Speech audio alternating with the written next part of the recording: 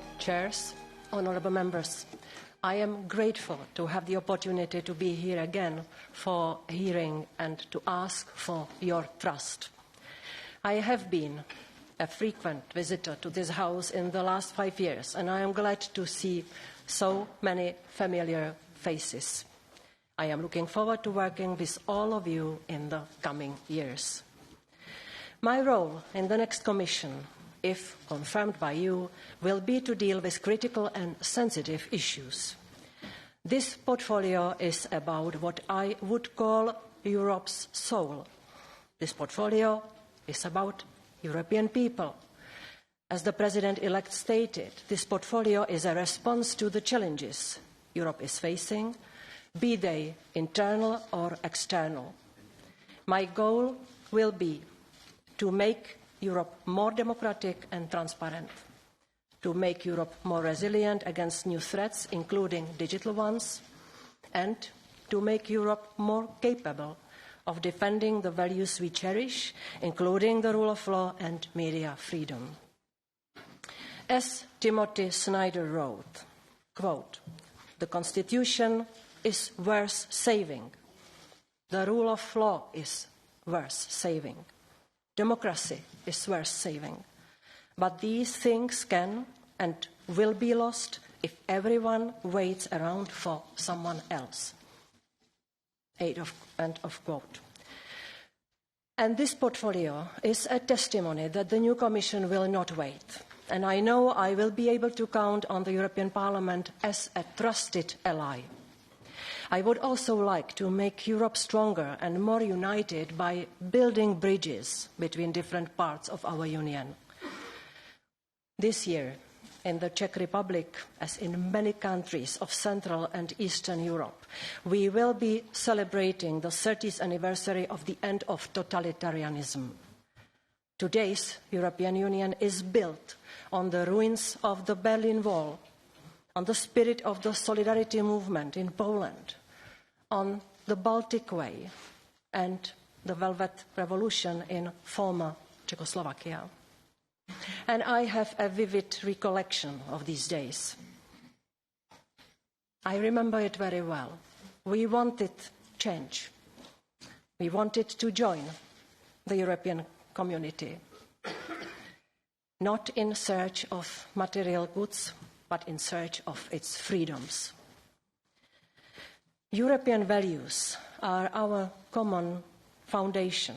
They bind us together from north to south, from east to west. They overcome our differences of language, of culture, of traditions. This is why upholding our values, our fundamental rights, our rule of law must be our key objective. And it should be a driver of European unity rather than a source of division. This is the spirit I would like to uphold in the next Commission. Now let me outline my 3 priorities.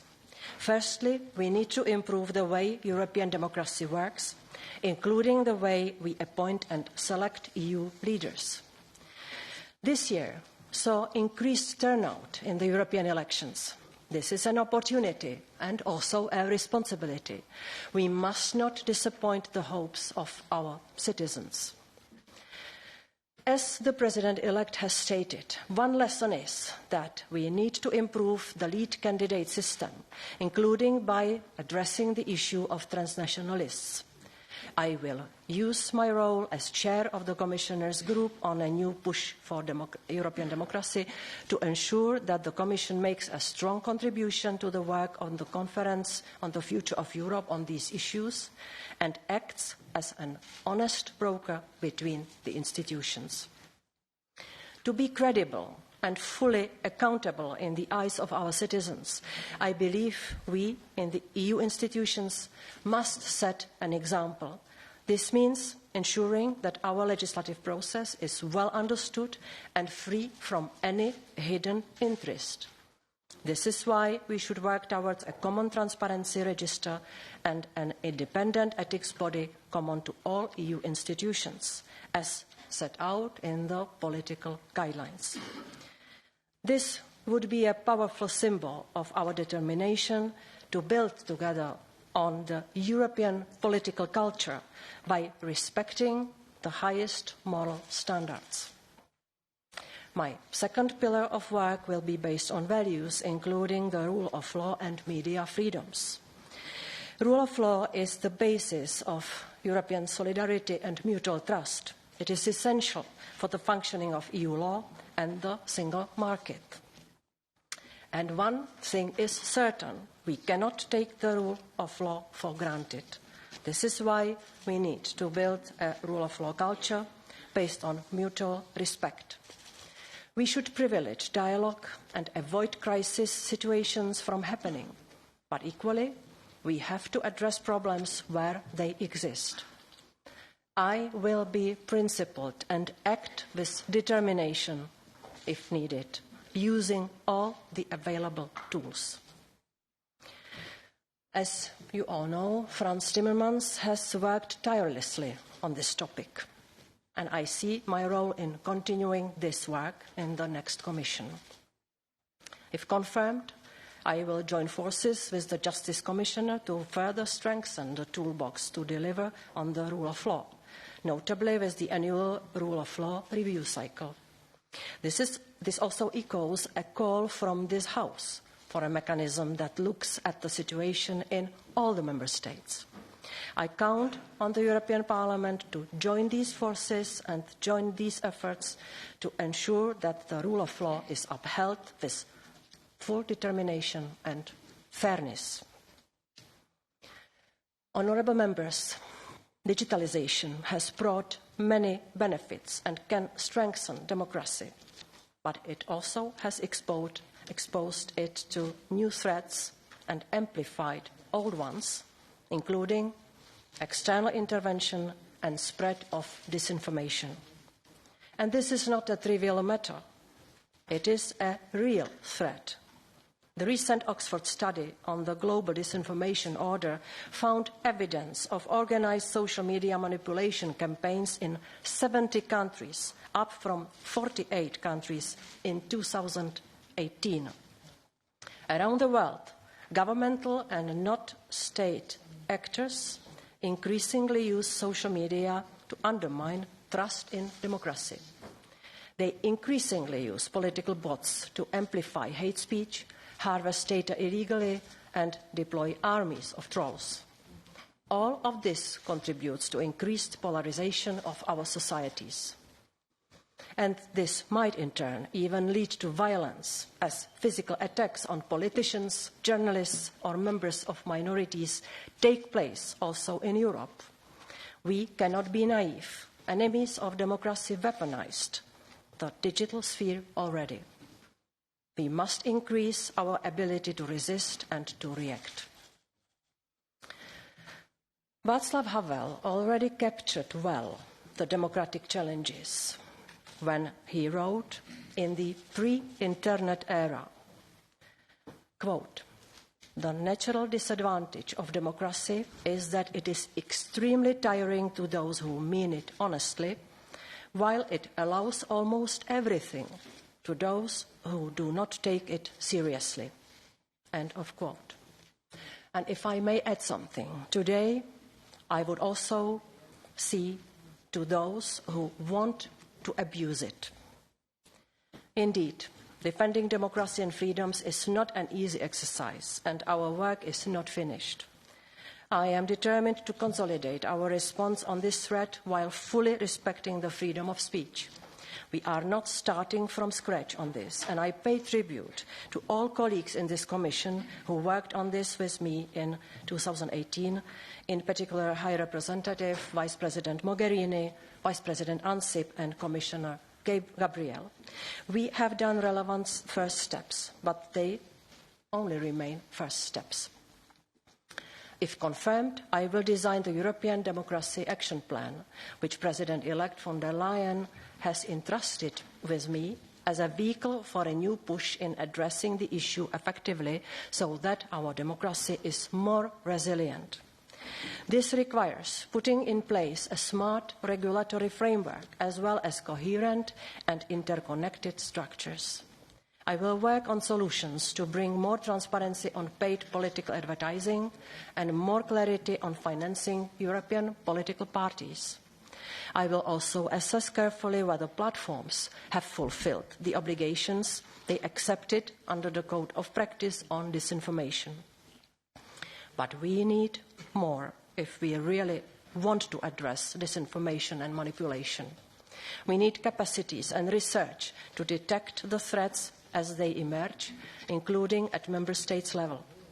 We need to empower the society to better understand the scale of the danger and help people protect themselves by raising awareness and better education, especially in digital literacy. So, to effectively counter disinformation and to build resilience, we must have a comprehensive approach involving governments, political parties, platforms, journalists, researchers, educators and the civil society. And in developing this important policy, I will want to stay in close dialogue with you and will very much appreciate your input. Another key area of my focus will be the media freedom and pluralism. Here I think we definitely must do more. We should continue the use of our funding for independent projects monitoring media pluralism, map violations to media freedom and support journalists whose safety is under threat. I will use all the political and legal tools I have to follow up on ideas like the report of the high-level group on media freedom and pluralism. The third pillar of my tasks are fundamental rights. Fundamental rights are key to what makes Europe the place we love to live in. Inclusion for all, equality for all, security for all, human-centric digital transformation.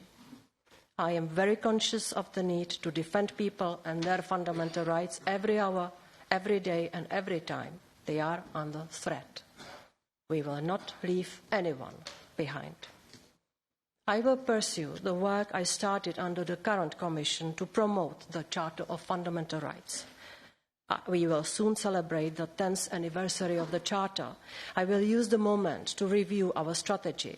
My position as Vice President, if confirmed, brings a horizontal responsibility, and I want to promote the fundamental rights in everything we do. I want to see fundamental rights in the design of the Commission's policy making, be it on artificial intelligence, be it on digital transformation or equality policies. I want to underline one thing. Fundamental rights are not an obstacle to innovation. On the contrary, they help us to ensure that our solutions put people first and will be more sustainable as a result. I see this, for instance, as an important aspect of what we will do next on our strategy on artificial intelligence. This approach, I am convinced, will put us in the strong position as global standard setters, just as we have done with data protection. Finally, I want to ensure that the EU accedes to the European Convention of Human Rights. This will be a strong sign of our commitment to fundamental rights. Honourable members, I believe Europe can only be strong and project its values internationally if we are united. We need a better and more self-confident Europe to stand up for our citizens and defend them from global threats.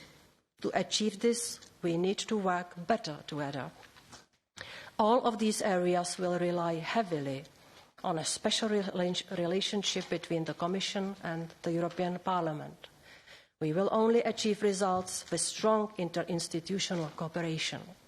I will always be ready to engage with the Parliament and your committees, in particular at all stages of our policy-making process and the political dialogue in the spirit of loyalty, trust and full transparency.